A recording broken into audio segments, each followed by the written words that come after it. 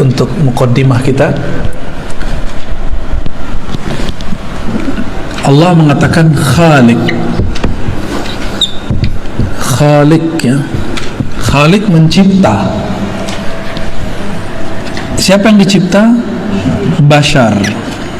Wah, nama Pak Kiai ini.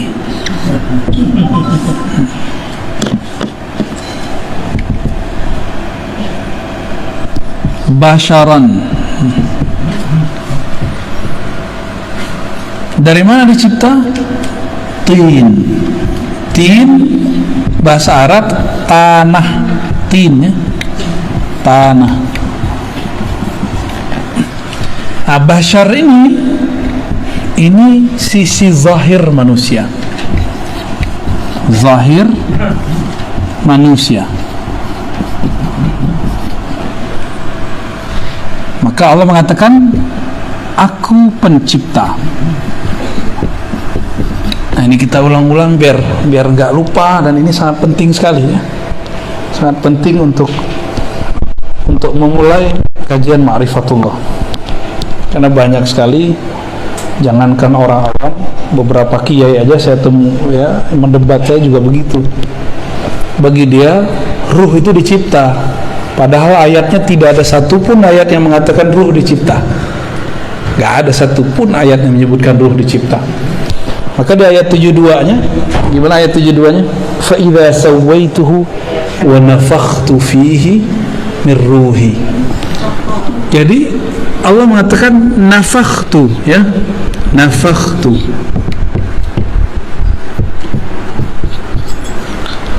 Apa arti nafakhtu? Aku tiup. Aku tiup atau hembuskan. Beda dengan cipta. Apa yang dihembuskan? Ya, ruh.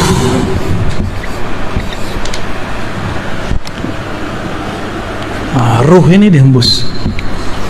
Inilah sisi lain dari manusia yang kita sebut batin. Batin manusia.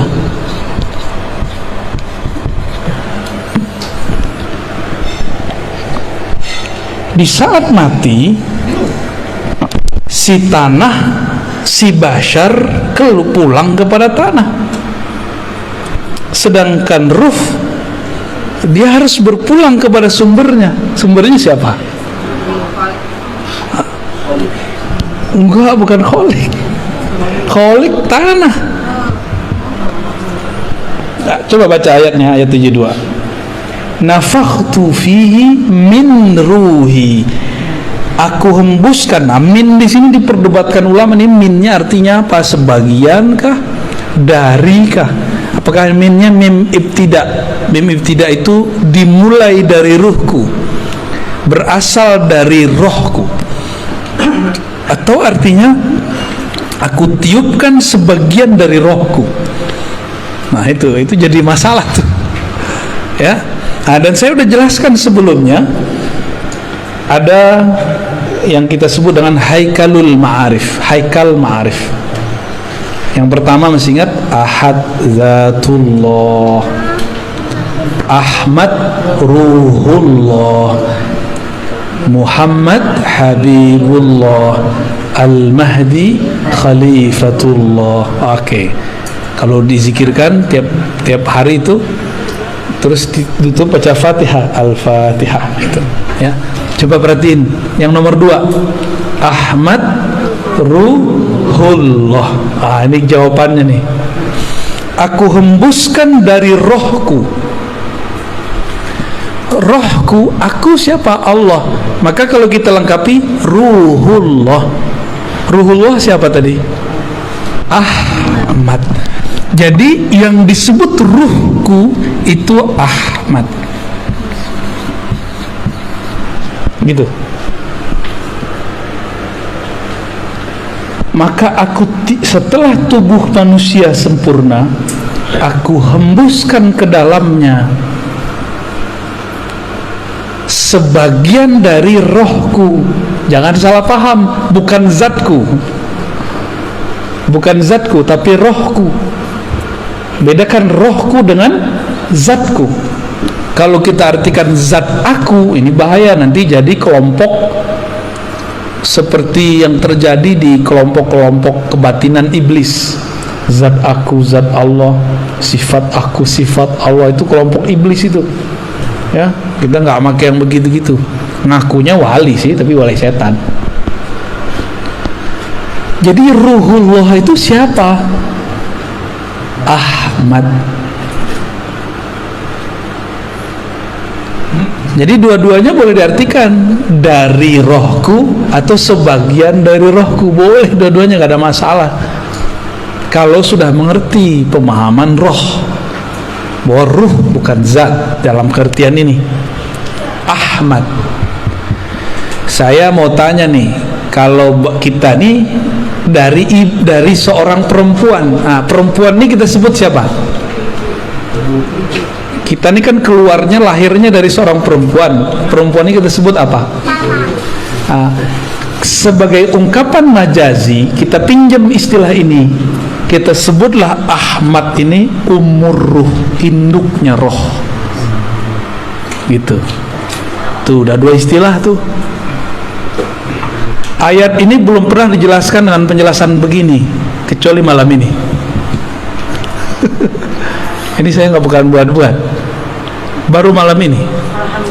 Ya, fa idza sawaituhu, apabila aku telah menyempurnakan basyariah manusia, sisi zahir manusia, maka aku tiupkan sebagian dari rohku.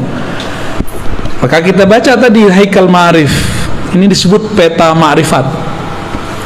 Lancar peta ma'rifat bisa menafsir ayat-ayat yang rumit. Ahad Zatullah, Ahmad Ruhullah. Jadi ketika disebut rohku, kan ayatnya ruhi, kan gitu ya, ruhi artinya rohku.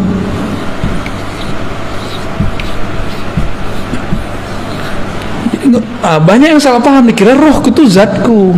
Mereka takut kalau nanti orang ngomong di dalam diri kita ada zat Allah. Bukan, ini beda. Nabi Isa aja kita sebut ruhullah, benar nggak? Ruhullah Isa itu ruhullah juz'i namanya, ruhullah sughra, roh kecil.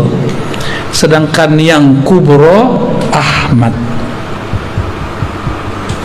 Bahkan ini disebut ar-ruh al-akbar, roh yang agung, yang paling besar. Karena ialah tiupan pertama Allah. Dari Ahmad inilah ya. Ini saya hapus ya. Udah connect kan ini? Boleh dihapus nih Manjung.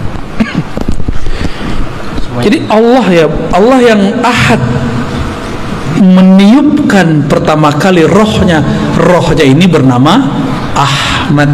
Dari Ahmad inilah kemudian kita muncul. Roh kita dari situ. Nah nih, coba kita lihat dulu. Berarti judulnya bukan Al-Baqarah 30, berarti masih As-Sod 7172. Ya, lanjutan. Ahad. Masih ingat ya? Ahad. Allah yang Maha Ahad, yang Maha Esa, menghembuskan apa? Ahmad. Maka sang Ahmad ini boleh kita buat ilustrasi ya, kita buat ilustrasi. Ini boleh kita hapus ya. Ahmad ini ada sisi zahirnya, ada sisi batinnya. Ahmad itu ruh Allah. Maka kita nyebutnya tadi apa? Ahmad Ruhullah.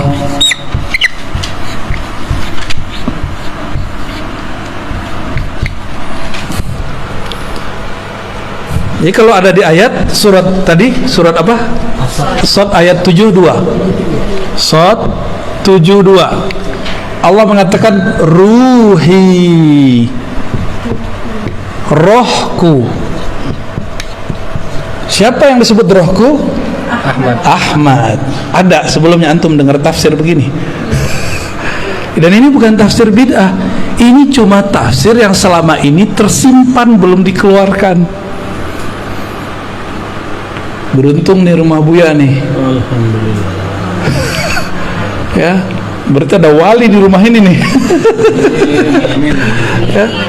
Semoga istiqomah kita semua ya. Amin amin ya rabbal alamin. Ya. Jangan GR dulu mancung.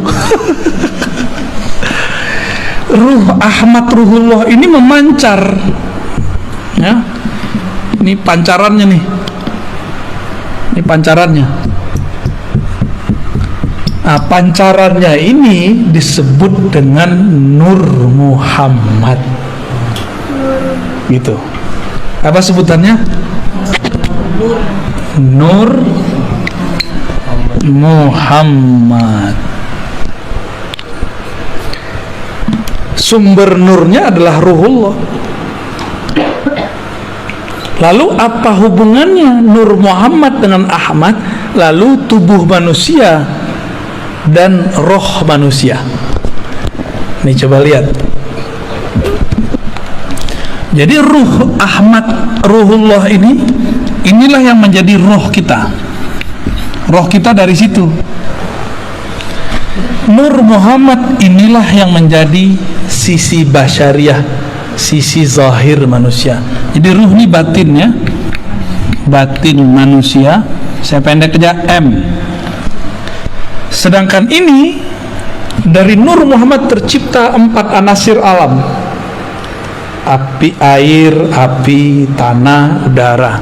4 anasir unsur ya kalau bahasa Indonesia. Salah satunya tanah, ya, tanah,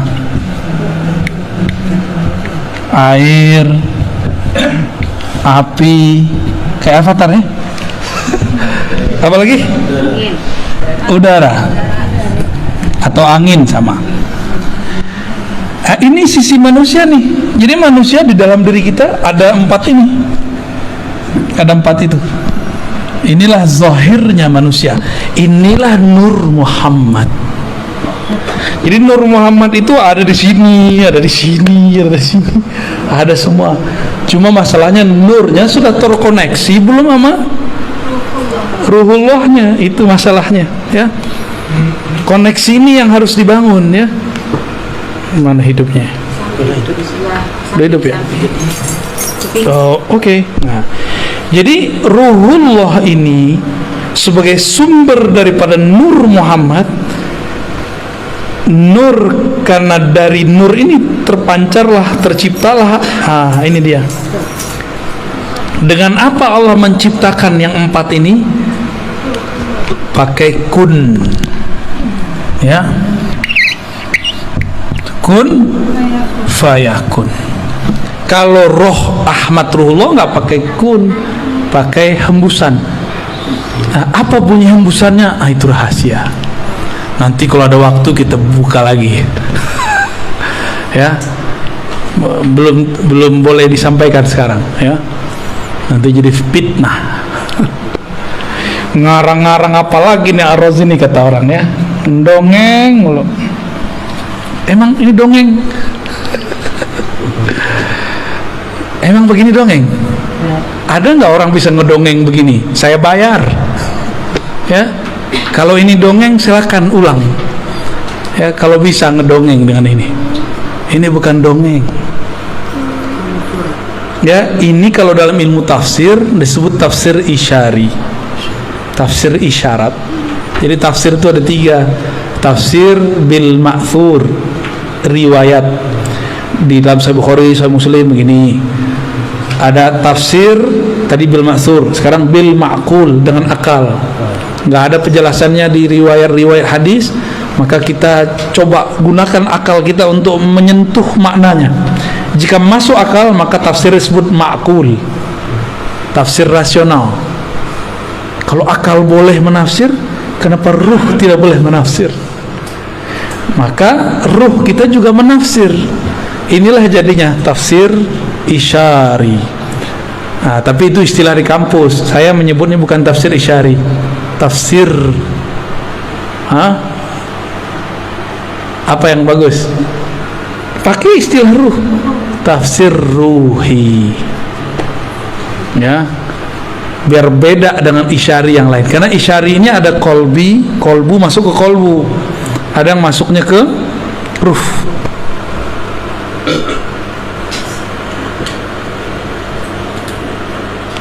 Pancarannya ini banyak. Berapa banyak kemarin? 124.000. Ini bukan cocok logi. Makanya jumlah para nabi 124.000. Maka nabi-nabi itu adalah pecahan dari Ahmad, yang merupakan mereka menyimpan dalam diri mereka nur.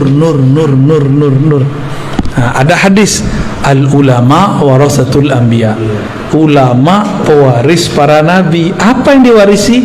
Nur ini. Nah, jadi ini kalau dibuat lapisan berikutnya, bukain cuma. Oke. Ya, kurang jelas itu. Ini dihapus ya. Ya, fadal. Yang 110.000 ini disebut nabi.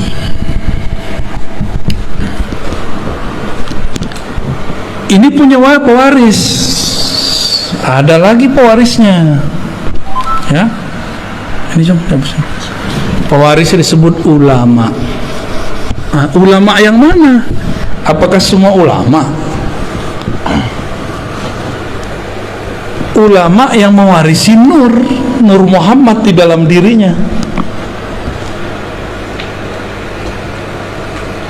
Nur itu artinya sesuatu yang terang, yang membuat dia punya pandangan ke depan, sehingga disebut Nur Muhammad. Dia tahu jalan hidupnya kemana, dia tahu jalan pulang, dia tahu jalan kemana. Itu orang kalau punya nur. Nah, ulama yang mana? Bukan yang bergelar doktor, ya. Gelar doktor saya bukan gelar Nur Muhammad. Ya. Oh, saya di pesantren. Bukan pesantren, emang Nabi nyantri. Emang sahabat Nabi nyantri belajar nahwu shorof? Enggak. Ulama yang mana? Maka ulama ini ditafsirkan lewat surat Fatir ayat 28. Coba buka Fatir 28.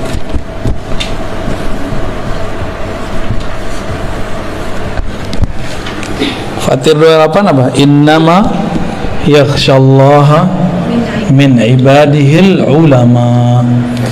Yang takut kepada Allah, yang segan nama Allah, itu cuma satu kelompok, namanya ulama. Buya ini kan pernah jadi GM ya. Itu kalau ke daerah orang nggak tahu kalau Buya ini GM, dihargai nggak? Segan nggak mereka? Nggak segan. Tapi pas dilihat di kartu namanya GM, langsung nyembah mereka, hormat. Wah, mau servis semuanya. Kalau nggak dikira ustadz aja kan, karena ada jenggotnya. Kira-kira seperti itu. Kita kalau nggak kenal orang, nggak sungkan sama dia, nggak respect sama dia. Tapi kalau kita sudah kenal dia, kita akan hormat siapa dia. Nah, kenal ini nggak hanya kenal gelar, kenal nasab, kenal makomnya, ya, kenal makrifat yang tersimpan di dalam dirinya. Nah, inilah yang saya sebut umur ruh. Umur ruh itu nggak berdasarkan biologis. Umur ruh itu berdasarkan makrifat yang tersimpan di dalam dirinya. Ya, itu 2, 3, ini udah 3 lapisan nih, ya. Maka ulama, sahabat yang takut kepada Allah di zaman Rasulullah, jumlah sahabatnya juga sama. Semua sahabat jumlahnya juga 124.000. Jumlah sahabat Nabi. Dari Nur Muhammad ini ada kayak semacam, jadi kalau ilustrasinya Buya, Telkomsel ini kan Telkomsel ya, punya satelit. Nah, satelit ini ruhullah. Dia memancar kepada, kalau memancar pertama kali yang gede itu ke mana? Provider, begitu. Dan jumlahnya ada 313 yang menerima pancarannya langsung. Dari 313 ini nyebarlah ke 104.000. Dari situlah nyebar kepada umat. Kayak gitu modelnya. Maka setiap masa nur ini nggak akan kurang dari 124.000, nggak akan kurang. Maka wali kalau mati pasti ada pengganti. Jadi nggak usah khawatir. Kalau wali mati tidak ada pengganti, tunggu aja kiamat. Pasti kiamat. Jadi ada wali Allah itu zikirnya menahan gunung api meletus. Ada wali zikirnya menahan hujan biar nggak turun berlebihan. Ada wali yang kerjaannya menahan supaya air laut itu tidak banjir rob berlebihan. Kalaupun terjadi mau gimana lagi ya. Ada wali di kutub utara, di kutub selatan. Sekarang orang menyebut global warming. Setiap hari ada es itu mencair. Berarti ada zikir yang sudah hilang di situ. Jangan-jangan walinya sudah meninggal. Ya. Maka jangan salah, di setiap gunung itu ada wali. Si wali inilah yang berzikir yang membuat gunung ini bertahan. Kalau walinya mati terjadilah sesuatu. Gitu. Ya. Gempa bumi. Gempa boleh terjadi, tapi jadi bencana enggak? Kalau walinya mati, itu jadi bencana besar. Dan sekarang banyak wali yang mati. Mesti ada yang melanjutkannya. Dalam proses transfer ini, estafet ini, disitulah terjadi bencana-bencana. Ini kacamata ilmu ma'rifatullah ya. Bukan kalau orang BMKG mungkin ngomong ini gejala alam, ya itu urusan ente. Kita punya urusan lain. Ilmu kita tidak bertentangan, cuma berbeda. Ya, ilmu kita tidak bertentangan dengan BMKG kah, geologi kah, ilmu itu punya urusan sendiri. Kita punya urusan sendiri juga, gitu. Ya, laptop sebagus apa, handphone sebagus apa, tetap harus ada yang operasionalkannya. Kalau orangnya hilang ya kacau, sama lah kira-kira begitu. Katanya robot hebat, tetap harus ada orang yang memprogramnya. Programnya lewat ya, lewat juga deh ntar. Ya.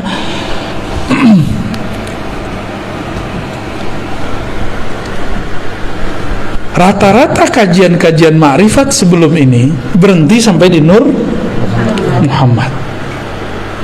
Dulu ada di Kalimantan, Abah Guru Sekumpul sudah mulai masuk ke bagian-bagian ini Ahmad, tapi baru masuk di bagian huruf Ahmad. Ahadiyatullah al-jariyah fil asma wa sifat, hayatul alam, mim malikud darain, dal dawamul ubudiyah. Beliau sudah sampai masuk ke sampai rahasia huruf Ahmad. Itu udah bagus sekali.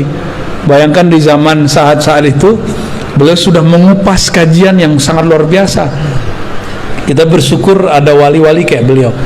Dan saya juga bersyukur sekali ketika hati rindu mau menyebut-nyebut beliau dan ingin ziarah, tahu-tahu ada jalan, kami baru pulang dari sana. Ya, dan ketemu orang-orang murid-murid beliau yang Masya Allah orangnya itu udah kayak keluarga aja ya. Kayak keluarga datang ke sana. Kajian-kajian mengenai ma'rifatullah yang sudah mulai dibuka oleh Abah Guru itu sampai kepada ilmu huruf. Ilmu huruf itu penting sekali. Di dalam kitab Khatmul Aulia dulu sebelum apa ada sesuatu lah. Saya sering kaji kitab itu di ribat kita di sini, nggak jauh. Bahwa ciri-ciri Khatmul Aulia, penutup para wali, puncak para wali, itu ada 4 ilmunya. Ditulis di kitab itu. Beliau ahli hadis dan juga ghaus di zamannya. Kutubul Ghaus, jadi bukan hanya kutub aja. Beliau mengatakan ilmu pertama ilmul bad'i, ilmu tentang awal asal muasal alam, ilmu tentang asrar alam, gitu. Maka orang ini kalau ngelihat kita, dia bisa lihat nasab kita ke belakang, baik nasab jasad basyariah atau nasab ruh atau nasab nur. Jadi ada 3 nasab: jasad, bin binti binti, ada nur dulu, nur, lalu ada ruh. Jadi kita ini bisa bagi ntar nih, ya. Ada satu lagi di luar. Nah ini karena bukan bagian dari ma'rifatullah, saya nggak masukin tentang nasab jasad, saya nggak masukin. Jadi ketika ada dalam Al-Quran, pada hari kiamat setiap orang dipanggil dengan induknya. Nah, dia nginduk ke siapa nih? Induk ke jasad, nginduk ke ulama. Ini torikot nih di sini nih, ya, belajar torikot di sini. Atau nginduk kepada nur. Ini Khidriyah di sini, ya. Jadi orang kalau cerita tarekat Khidriyah, ini di sini mainnya dia, di Nur Muhammad. Karena Nabi Allah Khidir itu pecahannya Nur Muhammad yang paling bertahan sampai sekarang, ya. Jasadnya, ruhnya masih ada. Cuma karena orang banyak orang nggak mengerti adab. Kalau nggak tahu bilang aja sih nggak tahu, nggak pernah ketemu Nabi Khidir bukan berarti Nabi Khidir nggak ada. Ente nggak tahu Nabi Khidir ada, jangan bilang dia nggak ada gitu. Ini orang-orang ini suul adab bener-bener, ya. Nabi Khidir nggak usah pakai Nabi Khidir deh. Ashabul Kahfi masih ingat? Ashabul Kahfi tidur berapa tahun? 315 309 tahun. Makan nggak? Minum nggak? Wajahnya jadi tua nggak? Enggak. Saya mau tanya, ada nggak dalil yang menyebutkan Ashabul Kahfi mati?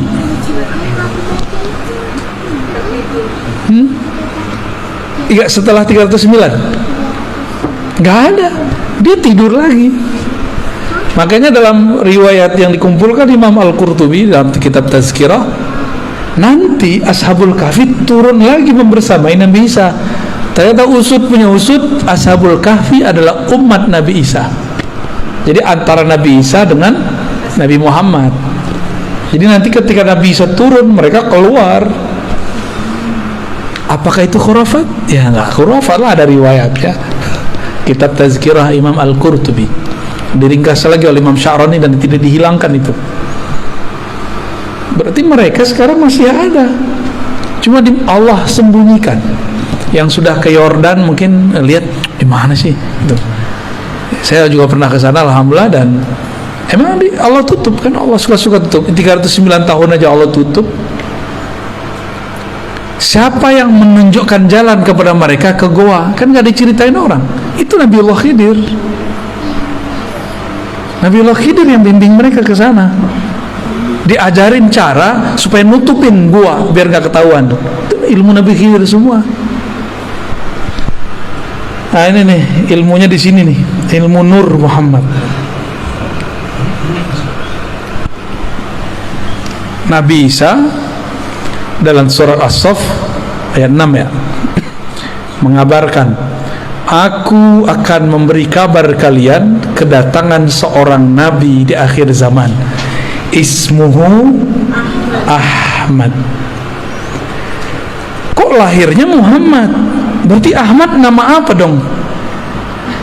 Karena Nabi Isa ruhullah, maka Ahmad itu nama ruh. Inilah dalil kalau ruh itu punya nama. Nama ruh pertama Ahmad. Coba Ahmad sama Ahad bedanya apa? Coba beda mim doang. Oh, kalau bagi orang ahli huruf ada rahasianya. Nah, tadi empat pencirian wali khatmul aulia. Tadi ilmu bati masa lalu, 2 ilmu maqadir masa depan. Ya. Ilmu bati, ilmu maqadir, apalagi ya? Mitsaq, ilmu mitsaq. Apa arti mitsaq? Mitsaq ini syahadat alam semesta. Jadi kita ini per alam ada syahadatnya, per zaman ada syahadatnya, beda-beda syahadatnya. Syahadat Nabi Isa beda dengan syahadat kita. Syahadat Nabi Adam beda dengan kita. Tapi ada syahadat yang permanen, itu syahadat azaliyah namanya. Ya. Syahadat pada masa sebelum diciptakan alam, itu namanya azali.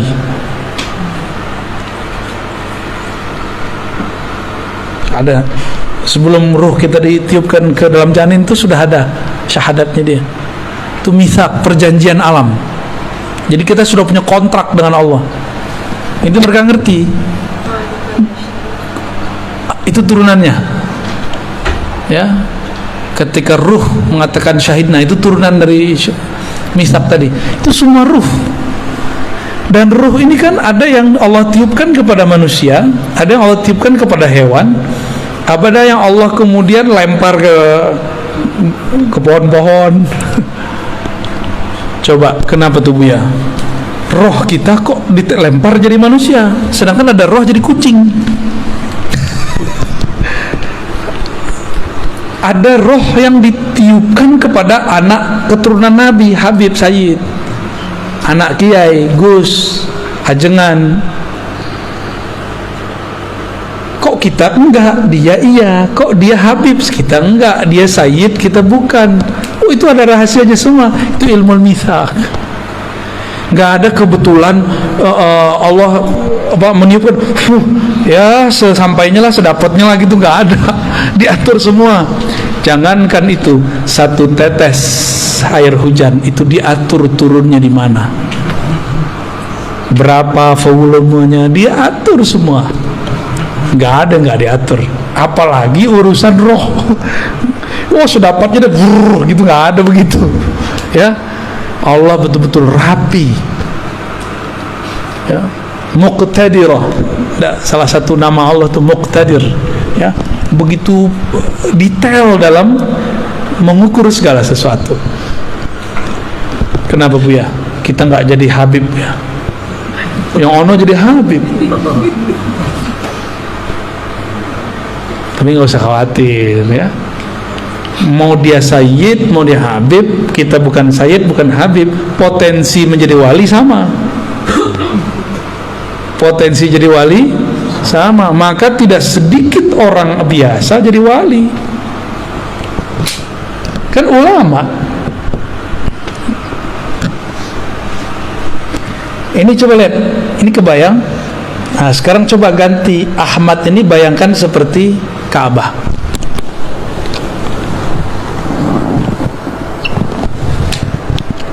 Ini ilustrasi aja, ya.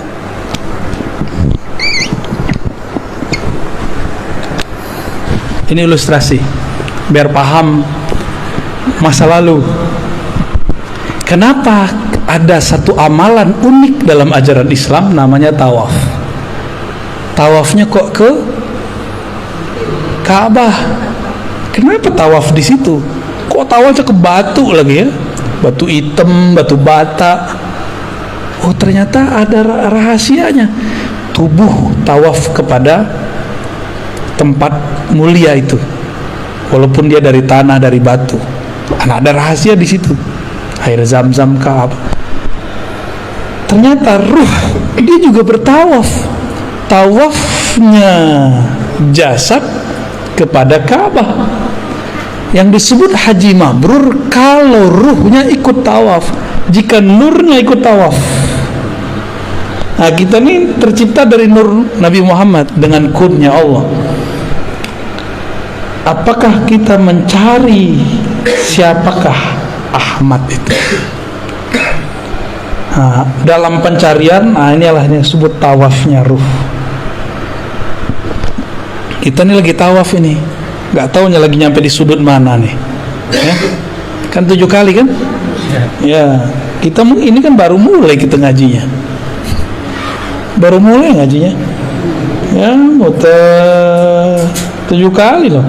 Tapi 7 kalinya ruh, panjangnya dan lamanya bukan main, ya. Lama ini, ya. Kerja itu kan tawaf, bolak balik. Apa yang kita cari dari kerja itu? Fulus. Berarti Ka'bah dia fulus. Kalau Ka'bahnya cuma fulus, dia akan membenarkan segala cara. Tapi kalau badannya mengelilingi fulus, bolak balik, tapi ruhnya mengelilingi, nurnya mengelilingi Ruhullah Ahmad, orang ini tidak akan pernah korupsi, tidak akan pernah main-main angka. Itu kalau benar tuh, ya. Kalau benar ruhnya muter. Jadi zahir kita ini muter terus, nggak ada yang nggak muter.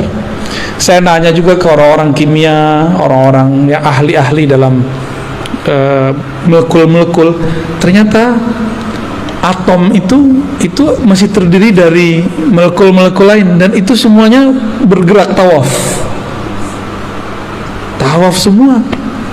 Dan ternyata darah kita tawaf di badan, ya, tawaf semua, nggak ada yang nggak tawaf.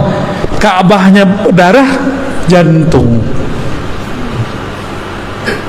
Ka'bahnya darah, jantung.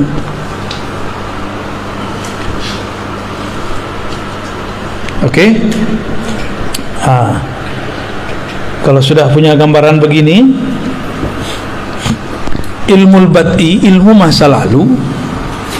Jika di masa lalu, di alam nuriyah ini, kita dulu percikan nur kita ini tawaf kepada Ahmad, maka lahirnya pasti jadi seorang mukmin. Kalau dia tambah dekat, yang paling dekat 124.000, maka di zaman dulu dia jadi nabi.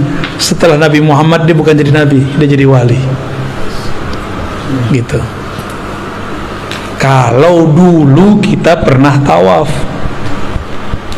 Ada lagi, dia memandang. Jadi nur ini memandang kepada Ahmad, terus dia mengatakan, wow, indah sekali. Dia lahir jadi Habib. Itulah sejarah kenapa Habib terlahir sebagai Habib. Jadi nggak ada yang cocok logi, dan nggak ada yang terjadi begitu saja. Semuanya terjadi karena mengulang aja itu. Udah selesai tawaf di sana, dia masuk lagi ke alam baru. Kita lagi tawaf ini, lagi tawaf semua ini. Selesai masuk lagi ke alam barzakh, tawaf lagi di sana. Selesai masuk lagi ke padang mahsyar.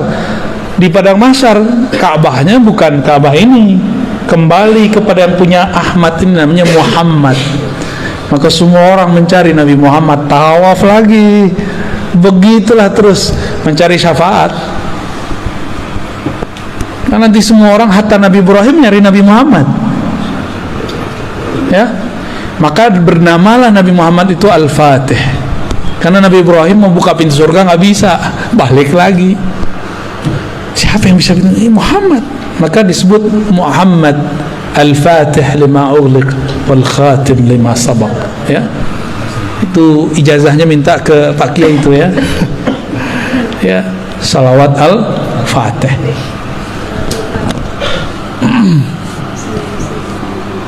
Jam 10 Bu, ya.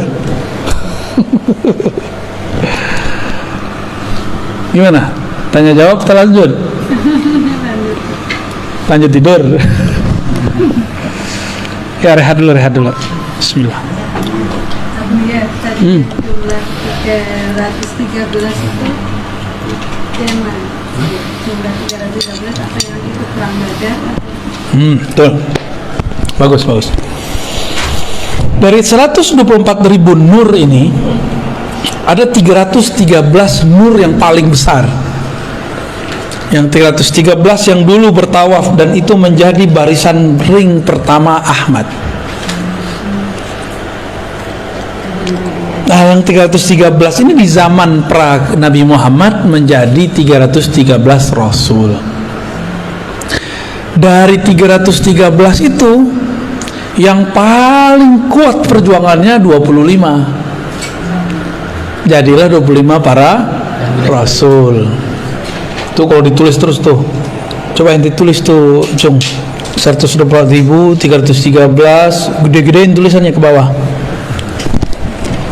Dari 313 itu ada 25 yang kemudian sangat luar biasa perjuangannya. Dari 25 ada yang paling penyabar, 5 nabi. Dari 5 itu semua sumber kesabarannya ada dari satu sosok. Itulah Muhammad sallallahu alaihi wasallam, Sayyidul Awwalin, Sayyidul Akhirin. 113. Ya, 300.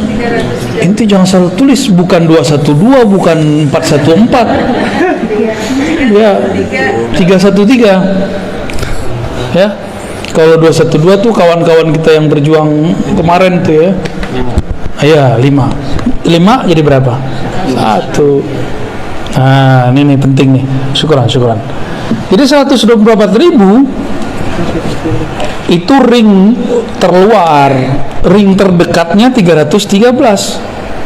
Dari 313 ini paling dekat lagi 25. Dari 25 ini paling dekat lagi 5. Dari 5 itu 1. Berarti kalau 5 kurang 1 berapa? 4. Coba lihat.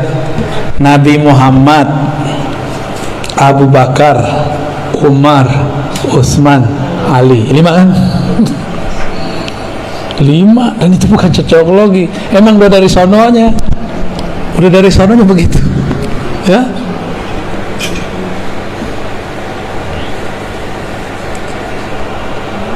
Kalau dulu begitu, di akhir zaman kata Nabi akan ada musuh besar. Para nabi dahulu pun tidak sanggup melawannya, yang sanggup melawan umat Nabi Muhammad.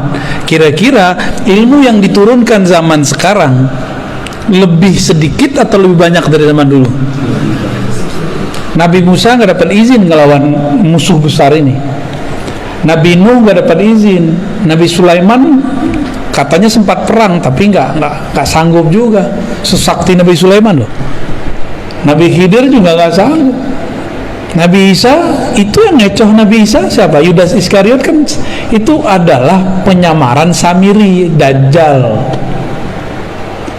Semua nabi kata Nabi Muhammad sallallahu alaihi wasallam anzara qaumah, mengingatkan kaumnya akan ada musuh besar bernama Dajjal. Lah kok sekarang ada kiai bilang Dajjal itu bukan sosok, Dajjal itu suatu sistem threat ya. Nabi Muhammad, para nabi sebelumnya bilang itu sosok, ente bilang itu ya pinteran dia dari Nabi Muhammad ya kan? Pinteran dia dari Nabi Musa. Di Quran kan di surat Thaha disebutkan kisahnya tentang Samiri. Dia kan yang disebut Dajjal. Samiri itu nisbat kampungnya, Dajjal itu gelarannya. Yudas Iskariot penyamarannya. Kalau gitu nanti struktur ini akan berulang kembali. Struktur kan berulang kembali. Jadi di sini ada 4 nih ya.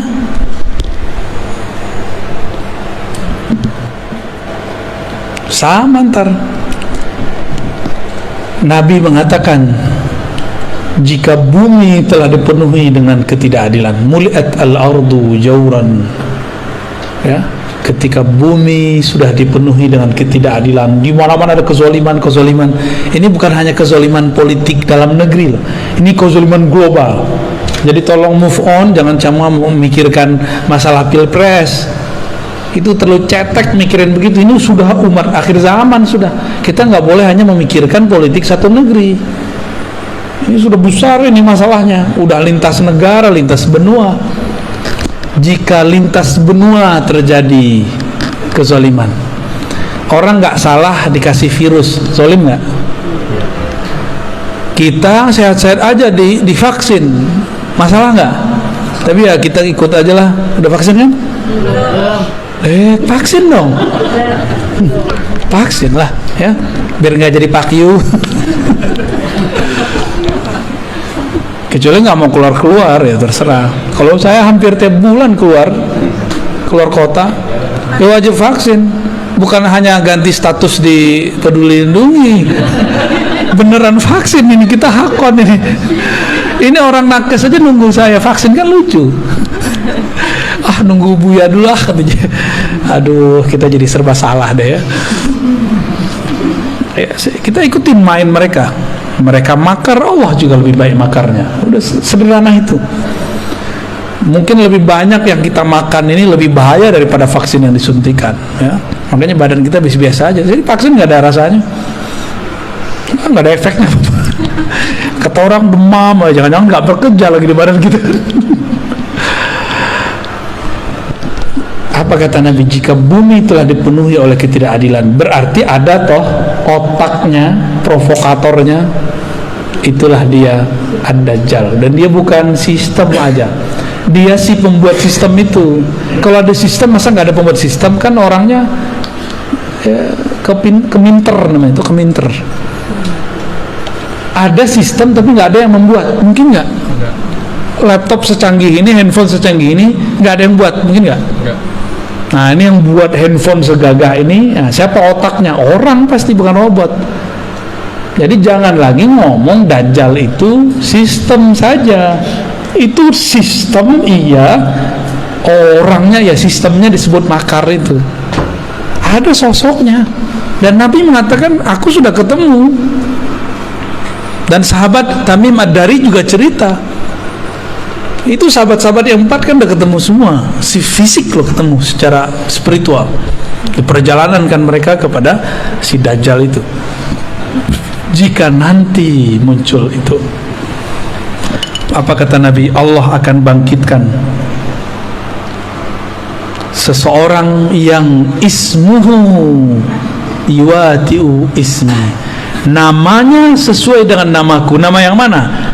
Nama Muhammad apa nama Ahmad? Ahmad. Berarti nama zahirnya, nama KTP-nya bisa jadi bukan bukan Ahmad gitu, tapi nama ruhnya sama. Maksudnya gimana tuh?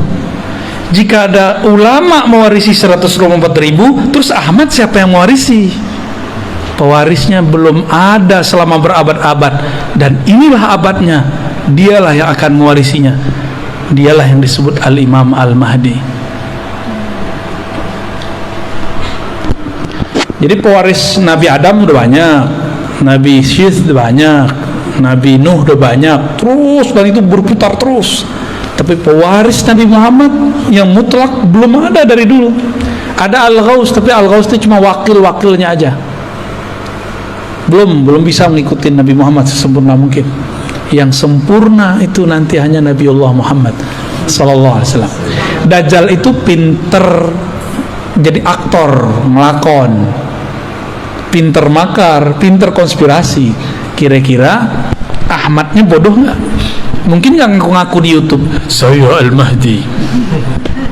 Mungkin nggak? Udah banyak loh yang ngaku di Al-Mahdi, juru Ratu Adil, juru selamat. Udah banyak. Di Pakistan ada, di Jawa ada, di Sunda ada. Kemarin aja dari Serang ada, dari Lampung ada, dari Malaysia ada. Ya salam, sabar dikit kek ya. Main cerita-cerita aja di IG, main cerita-cerita. Yang ngirim-ngirim ke IG saya juga banyak, ngaku saya lah Al-Mahdi. Ternyata pemain game. Cuma karena jidatnya lebar, hidungnya mancung dikit. Macam-macam udah, macam-macam. Karena kita mengenal ilmu ini, yang mewarisi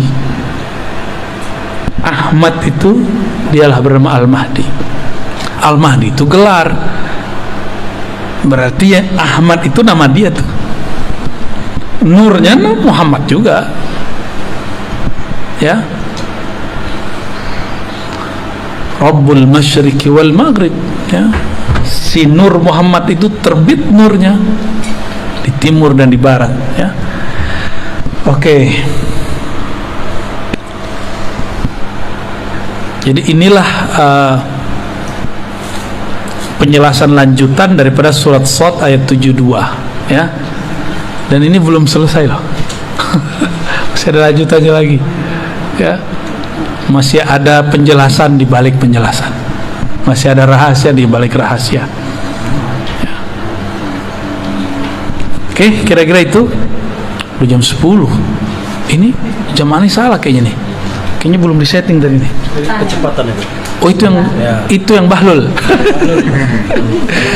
Jamnya PA. Baik, gimana Bu? Ya, gimana? Ya. Mengenai tadi bahwa ruh itu tidak berholik, Ya. terkait dengan innalillahi wa inna ilaihi raji'un itu seperti apa hubungannya? Inna lillahi wa inna ilaihi raji'un. Kaitannya apa dengan ruh tidak dicipta, kan gitu. Mati itu pulang kampung. Tubuh dicipta dari tanah, maka dia pulang ke kampungnya tanah. Ruh dihembuskan dari ruhi Ahmad, maka dia harus cari jalan pulang ke. Bisa nggak ruh tubuh tanpa ditanam dia tertanam? Gak bisa, harus ada yang ngurusin, dimandiin, dikuburin. Tuh, paham maksud saya? Ini ilustrasinya. Jika tubuh zahir ini harus ada yang urus, harus ada gurunya, apalagi harus ada yang nunjukin jalannya, harus ada yang gendong. Jadi ruh ini kalau dia berpisah nggak ada yang jemput, dia akan gentayangan kemana-mana. Tapi bukan jadi hantu, bukan. Yang jadi hantu itu jin. Dia akan kemana-mana, dia mencari pertolongan. Siapa? Aku mau kemana ini? Dia bingung. Maka sekarang kita kasih tahu, kalau kita meninggal, kita harus kembali kepada Ruhullah Ahmad. Ini yang harus dicari, ya. Makanya ada satu sholawat, boleh diamalkan.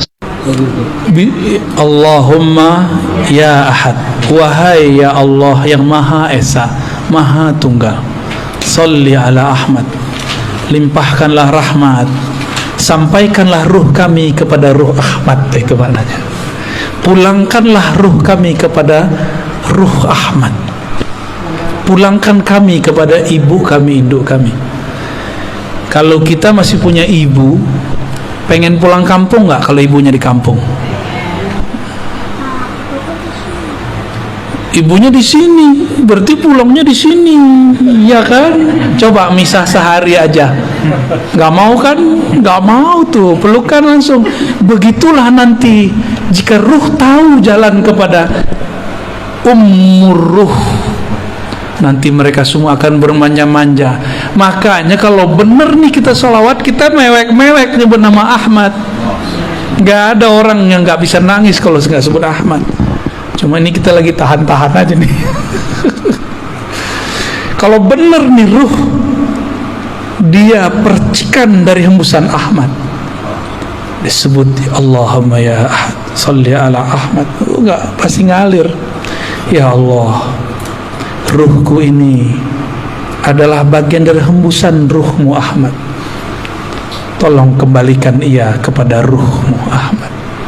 Sampaikan kami kembali pulang kepada ibu ruh kami Ahmad, induk ruh kami Ahmad.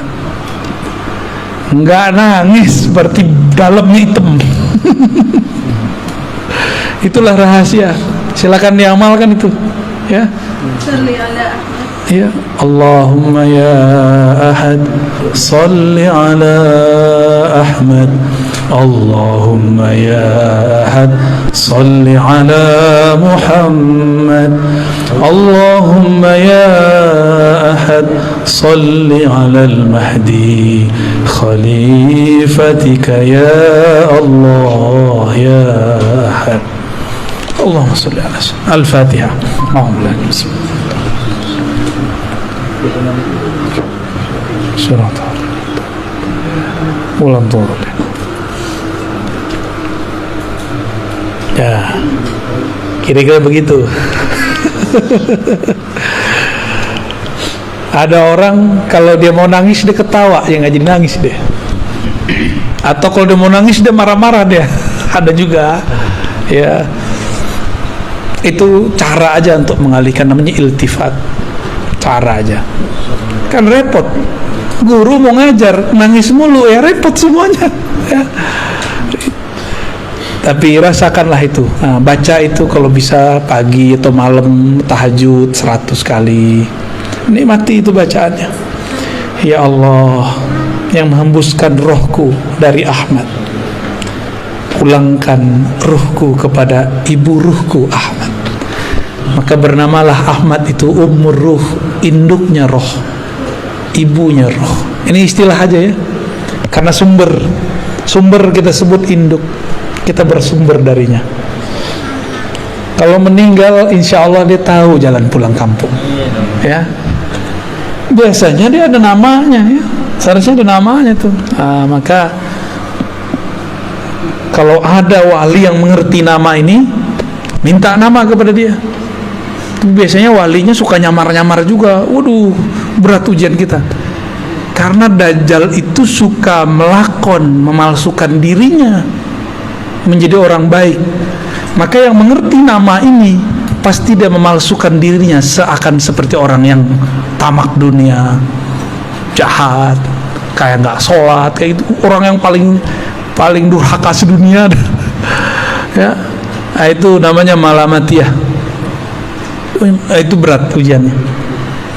Nah, ujian bagi kita kalau emang punya ruh, coba tanya ke dalam ruh. Jangan hanya pakai akal. Kalau akal kita bilang, masa sih? Akal kan gitu ngomongnya. Kalau ruh dia nggak ngomong begitu. Ya, dulu orang Arab bingung, Muhammad ngaji di mana? Kok dia bisa mengerti qul huwallahu ahad, Allahu samad, lam yalid wa lam yulad? Itu mereka bingung itu. Nggak ada yang nyokolahin. Itu lewat ruh itu. Maka mereka ngomong, ini bukan dari ahli kitab, bukan dari ayahnya udah meninggal duluan, bukan dari ibunya meninggal ketika kecil, bukan juga dari kakeknya sibuk ngurusin orang. Terus dari mana? Disitulah kemudian Abu Bakar sadar, oh kalau Muhammad pasti Allah di belakangnya gitu. Ya, maka bernamalah beliau Siddiq. Ya. Nah, kisah Mi'raj itu salah satu dari kisah yang beliau jadi disebut Siddiq. Gitu. Gitu. Aman. Ntar diamalin ya, sholawat ahadiyah ya. Itu sudah biji-biji sholawat, udah pangkal-pangkalnya sholawat. Karena sholawat itu banyak, ada Al-Fatih, ada sholawat Nurizat, ada sholawat Tibul Qulub. Nah, ini masing-masing punya fungsi, punya rahasia-rahasia. Ini sholawat ma'rifat ya. Dan itu gak dibuat-buat, emang dikasihnya begitu. Siapa yang ngasih? Ya itu tuh Ahmad Ruhullah yang ngasih gitu. Nah, gimana cara koneksinya ya? Kita kan punya ruh, seharusnya kita bisa juga dong koneksi sama dia. Kenapa kita nggak bisa berinteraksi, terhubung kepada ruh Ahmad? Karena kalau kita punya handphonenya bagus, tapi baterainya soak. Baterainya ada, kartunya nggak ada. Kartunya ada, pulsanya nggak diisi. Pulsanya lengkap, nomor sudah punya, nomor yang dihubungi nggak punya. Nomor yang dihubungi sudah punya, tapi nggak mau nelpon. Paham itu bahasa-bahasa ya, bahasa-bahasa kias lah ya. Semoga kita bisa mengerti ya kias-kias ini. Ya, maka harus persiapkan casing yang bagus, persiapkan juga kartu energi yang bagus. Kartunya apa? Kalau mau download aplikasi, bisa nggak tanpa nama akun? Maka harus punya nama akun. Apa nama akunnya? Itulah nama ruh. Maka ilmu tentang nama ruh adalah awal dari berkoneksi dengan Ahmad Ruhullah.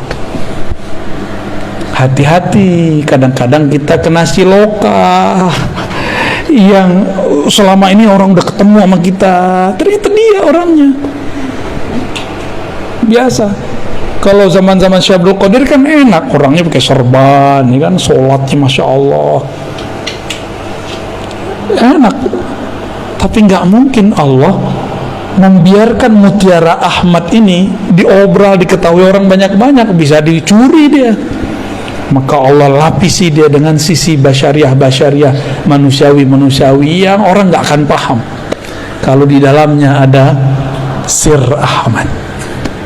Ya, kadang-kadang dia teman kita, jangan-jangan dia tetangga kita, jangan-jangan dia dulu murid kita, jangan-jangan dia dulu guru kita, jangan-jangan dia dulu pernah ziarah sama kita, jangan-jangan dulu kita makan di warteg sama dia. Lengkaplah semua. Jangan-jangan kita dulu waktu muda jontok-jontokan sama dia. Bisa jadi tuh. Rahasia Allah ini kan ada di mana-mana, ya. Pintar-pintarlah. Kira-kira itu kajian kita malam ini ya. Pertanyaannya dicukupkan dulu karena kami mau jalan lagi ke Bandung nih. Bandungnya bukan Bandung ini, Bandungnya di mana kita? Lembang, gila, Masya Allah. Jadi mohon izin nih Pak Kiai, mohon doa selalu bagi kami yang masih muda-muda. Mohon maaf jika suul adab. Ya Bu ya. Umi, maaf telat ya. Ya. Jamaahnya setia. Alhamdulillah. Ya, kajiannya begini nggak setia ya, salam. Mungkin itu dari kami. Semoga Allah ridho dengan apa yang kita sampaikan. Dan ini bukan ilmu saya cuma diberikan lalu saya membagikan ulang. Jadi jangan bilang saya yang pintar, ataupun kalau salah, ya salah mungkin saya salah menerjemahkannya. Jangan salahkan Allah, jangan salahkan Rasul, jangan salahkan guru-guru saya, cukup salahkan saya ya. Mohon maaf semuanya. Assalamualaikum warahmatullahi wabarakatuh.